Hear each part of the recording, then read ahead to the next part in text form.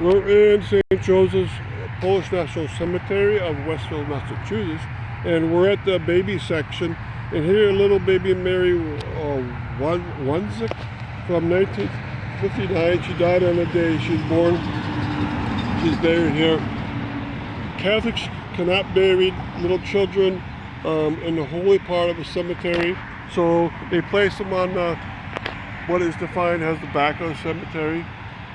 So this is the back, and she's in a section that's not her gravestone. She has a flat stone for herself, but she has this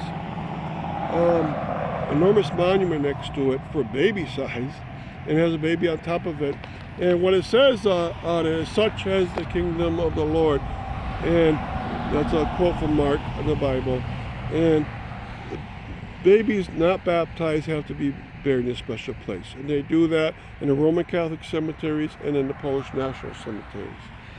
She probably has some company over there of other children, but they probably don't have markers, and so thus we can't read off their names. Now there's a couple more features I want to point out to you. Notice that right next to it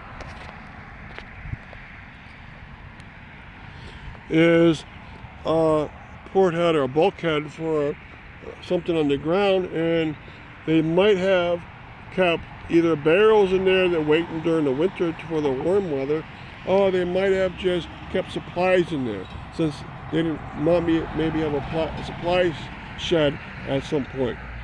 It's hard to say, but that's been here ever since I've known about the cemetery, which is decades. All right, one more thing to point out is the Veterans Memorial, and it says on the top what it is: the St. Joseph Polish National Catholic Church War Memorial. And it has some names on it, like Andrew Gogol, Adam Chkowski, Stanley Kaminsky, Joseph Kochenik, Raymond, and then Henry Malinowski, and a few others. 10 total names. It even has one name that's not even Polish. Probably what happened, his mother was Polish, his father was not, but they're parishioners of St. Joseph's Polish National Catholic Church. All right, that church is in Westfield. Now, this is a nice cemetery, so I'm glad to introduce you to pieces of it. The last thing to point out, I'm not going to talk much about it, the side of the chapel area is beautiful itself.